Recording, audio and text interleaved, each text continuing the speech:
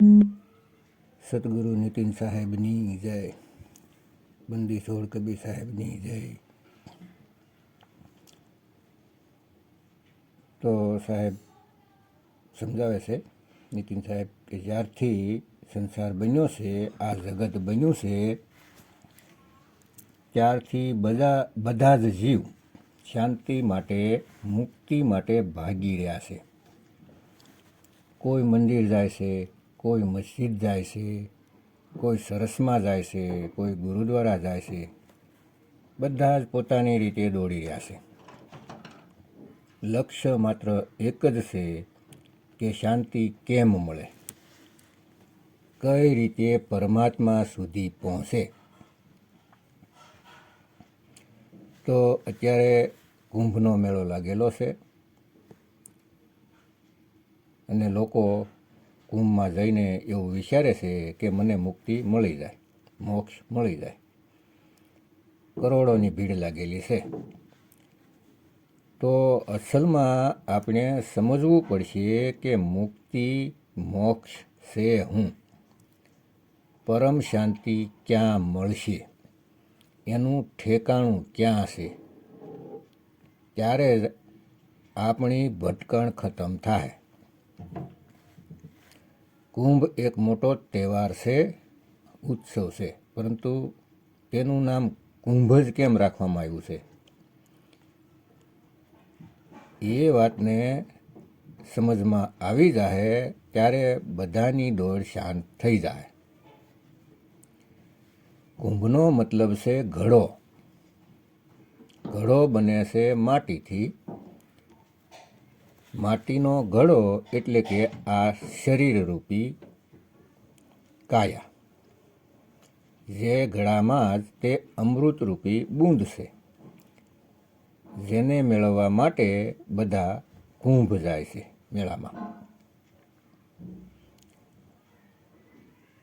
દેવતાઓને પણ કળશ રૂપમાં મળ્યું સમુદ્ર મંથનથી. એટલે કોઈ સમુદ્રમાં અમૃત નથી છુપાયેલું. સમુદ્ર મંથનનો મતલબ જ્ઞાન મંથન. જ્યારે જ્ઞાનરૂપી સમુદ્રને મથશો ત્યારે સમજમાં આવશે કે તે મંથનમાં અમૃત કઈ રીતે મળે છે. સંતોની વાણીઓમાં, વેદ પુરાણોમાં જ્ઞાનનું વર્ણન છે.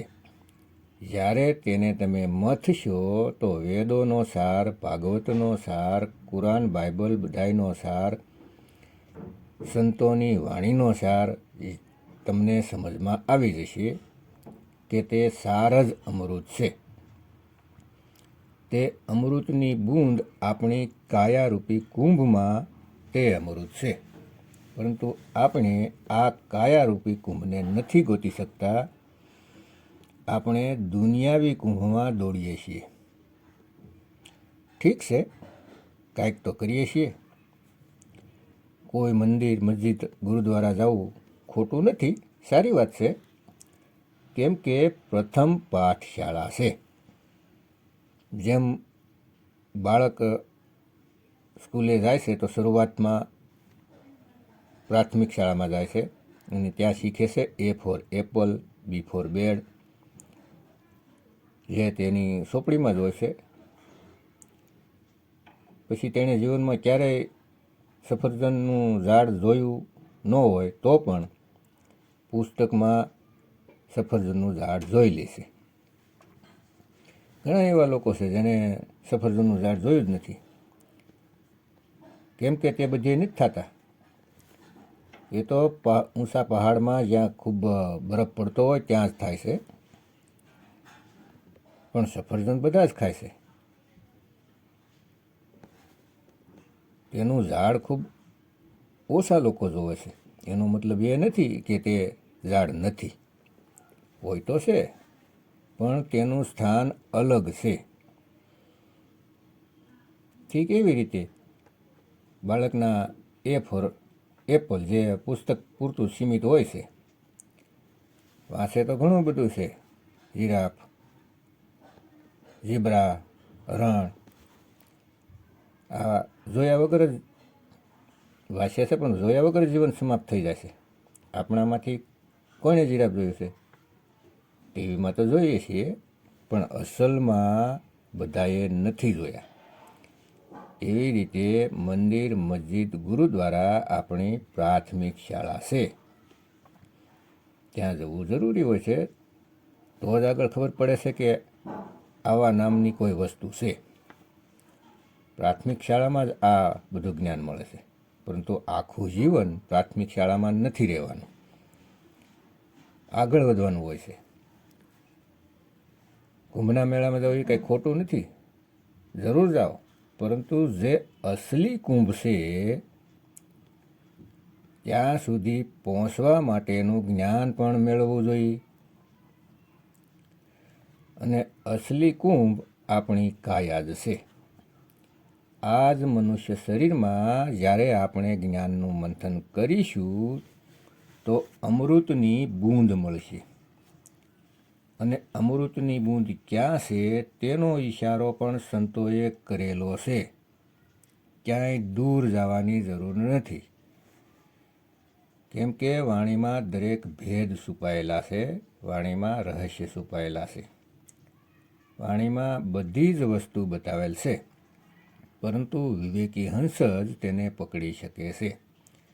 અવિવેકી આમ જ જીવન પૂરું કરી દે છે. તો નાનક સાહેબ કહે છે કે નવ દ્વાર નવોદર ફીકે, રસ અમૃત દસવે સીજે. તો વાણીમાં બિલકુલ સ્પષ્ટ કહી દીધું કે નવ દ્વાર જે કાયામાં છે તેમાં જે રસ છે તે ફીકો છે, પણ અત્યારે આપણને મીઠો લાગે છે. નવદ્વાર એટલે આંખ, કાન, નાક, મુખ, લિંગ ને ગુદા. આમાં જે રસ છે તેમાં આખો સંસાર ફસાયેલો છે, કેમ કે તે એને મીઠો લાગે છે, પણ તેને અસલમાં સંતો ફીકો કહે છે. જે અસલી અમૃત છે તે દસમ દ્વારમાં છે, પરંતુ તે દસમા દ્વારમાં કઈ રીતે મળશે, કયું સાધન છે, શું વિધિ છે, તેનો અસલમાં ભેદ ન હોવાને લીધે જીવ ભટકી જાય છે. ઘણા એવું વિચારે છે કે દસમ દ્વારથી અમૃત ટપકશે અને ગળામાં આવશે અને જીભને ઉલટું કરીને ગળામાં લગાવીશ અને હું તે અમૃતને મારી જીભ દ્વારા ચાખીશ. તો આ ઘોર અજ્ઞાન છે. એ કોઈ પાણીનું ટીપું નથી કે ટપકશે અને તમારી જીભ ઉપર પડશે. માની લો એવું થાય તો જીભથી અમૃત પી લીધું, તો એ બતાવો કે અમર થશે તો થશે કોણ? જેમ કે આપણે દવા પીએ છીએ, મુખ દ્વારા જીભથી પેટમાં જાય છે તો શરીર ઠીક થાય છે, કેમ કે તે કાયાનું જ્ઞાન છે, તે કાયાને ઠીક કરવા માટે બનાવી છે. અને જો અમૃતની બૂંદ ટપકતી હોય અને તેને જીભ દ્વારા ચાખી લ્યો, પણ જાય તો પેટમાં જ ને. તો પેટમાં ગઈ તો આ કાયા અમર થઈ જવી જોઈએ ને, પરંતુ બધા જ મરી જશે, અમૃત પીને મરી જશે. તો આ કેવું અમૃત છે ભાઈ? આ નકલી અમૃત છે, ડુપ્લિકેટ. આ અમૃત માયાએ બનાવ્યું છે. માયા એટલી બધી સાતીર અને ચાલાક છે કે જીવને ખબર જ નથી પડવા દેતી કે અસલી શું છે. એટલે સાહેબ બોલે છે કે આદિ માયા ખૂબ જ ખતરનાક છે. તેની જાળથી બચવું ખૂબ મુશ્કેલ છે. ત્યારે જ બચી શકાય છે જ્યારે આપણા જીવનમાં સતગુરુ આવે છે, ભેદી ગુરુ. ત્યારે સાહેબ કહે છે કે કાયા ભેદ કિયા નિર્વારા. કાયાનો બધોય ભેદ બતાવી દઉં છું. આ કાયામાં ઘણી મુદ્રાઓ છે, જેમ કે સાચરી, ખેચરી, ભૂચરી, અગોચરી, ઉન્મુની. આ બધો જ કાયાનો ભેદ છે, કાયાની મુદ્રા છે, તેને સમજવું પડશે. આ કાયામાં ઘણા ચક્ર છે, મૂલ ચક્ર, સ્વાદ ચક્ર, મણિપુર ચક્ર, હૃદય ચક્ર, કંઠ ચક્ર, આજ્ઞા ચક્ર, સહસ્ત્રાર ચક્ર. આ ચક્રોમાં જ માયાએ જીવને ફસાવીને રાખ્યા છે. આ કાયામાં ઘણી બધી નાડીઓ છે. આમાં 72,000 નાડી છે. તેને જ મુસલમાન 72 હૂર કહે છે, કેમ કે આ બધી કોડની વાત છે. આ નાડીઓમાં 3 સુંદર નાડી છે: પિંગલા, પિંગલા, સુષુમ્ના. તો આ નાડીમાં માયાએ ફસાવીને રાખ્યા છે. આ નાડીનું જેટલું પણ જ્ઞાન છે, ઈંગલા, પિંગલા, સુષુમ્ના, આ બધું કાયા માયાનું જ્ઞાન છે. નાડીઓમાં જાય છે અને સુંદર દ્રશ્ય, મહાસ્વર્ગ, ઇન્દ્રલોક, વિષ્ણુલોક, શિવલોક, બ્રહ્મલોક બધું જ આમાં મળશે. પણ આ બધું માયાનો ખેલ છે. સાહેબ કહે છે કે કાયા ભેદ કિયા નિર્વારા, એ સબ રચના પિંડ મજારા, આદि माया किन्हीं सतुराई, और झूठी बाजी पिंड दिखाई, अवगत की रसना रसी अंड माही, ताका प्रतिबिंब डारा है. કહેશે કે માયાએ બધો ખેલ રચી દીધો છે, જગતની રચના કરી છે, કાયાની રચના કરી છે, અને કાયામાં જ માયાનો સૌથી વધારે પ્રભાવ છે. જેટલા પણ યોગી સંત મહાત્મા કાયાની અંદર પરમાત્માને મેળવવા જાય છે, તે માયાને પ્રાપ્ત કરી લે છે પરમાત્માને બદલે, પરંતુ એનાથી કાંઈ થવાનું નથી. માયાએ અંદર હજારો સૂર્ય સમકાવી રાખ્યા છે, દુનિયાભરનો પ્રકાશ કરી રાખ્યો છે, તેમાં જીવને ફસાવી રાખ્યા છે, પણ તેનાથી કાંઈ થવાનું નથી.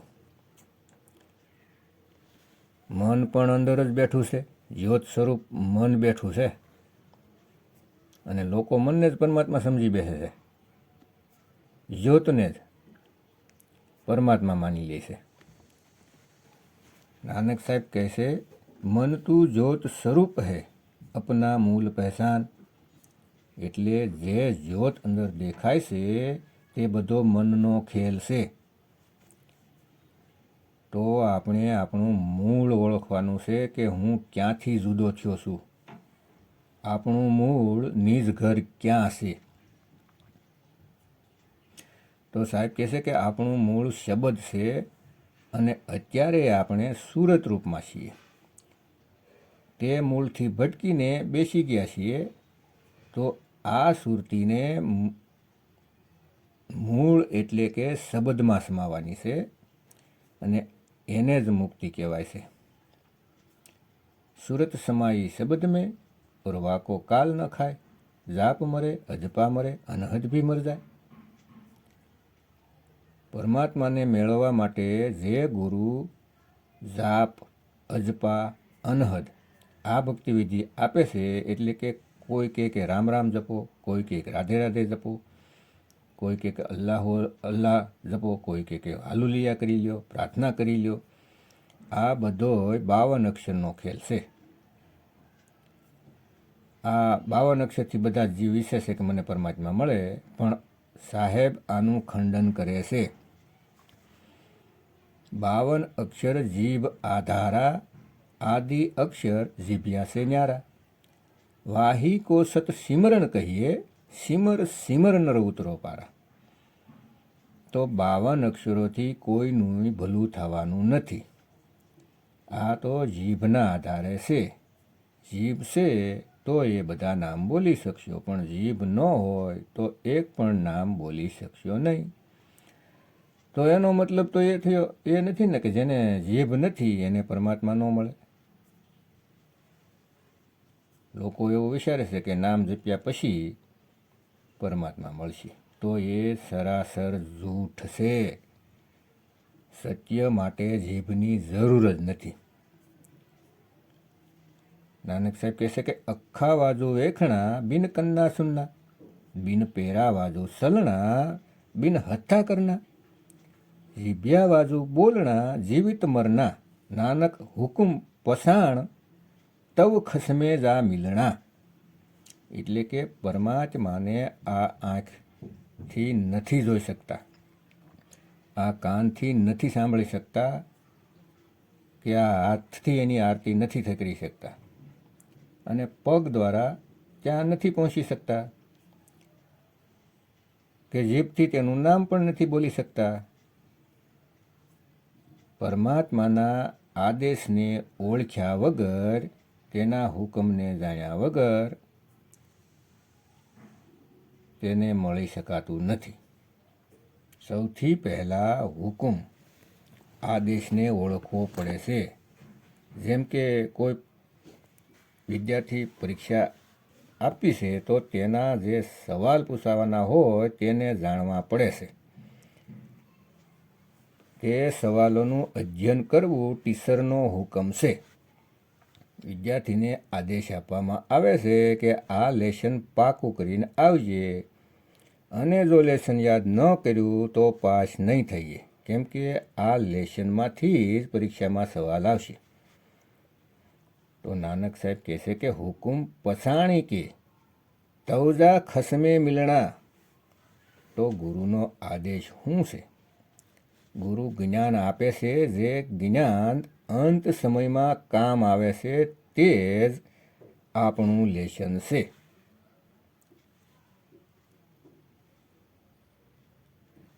કહે છે કે અંતમાં તમે પરમાત્મામાં ત્યારે જ લીન થઈ શકશો જો તમે અભ્યાસને જાણી લેશો. જ્યારે તમે હુકમ ઓળખી લેશો, અને હુકમ ફક્ત એક જ છે. સાહેબ કહે છે કે સુરત ફસી સંસાર મેં તાસે પડ ગઈ દૂર, સુરત બાંધ સ્થિર કરો. આઠે પહોર હુજુર. જે આપણું ધ્યાન છે એ સંસારમાં ફસાઈ ગયું છે. આ જ કારણ છે પરમાત્માથી દૂર થવાનું. હવે આ દૂરી કઈ રીતે ખતમ થશે? તો કહે છે કે સુરત બાંધ સ્થિર કરો, આઠે પહોર હુજુર.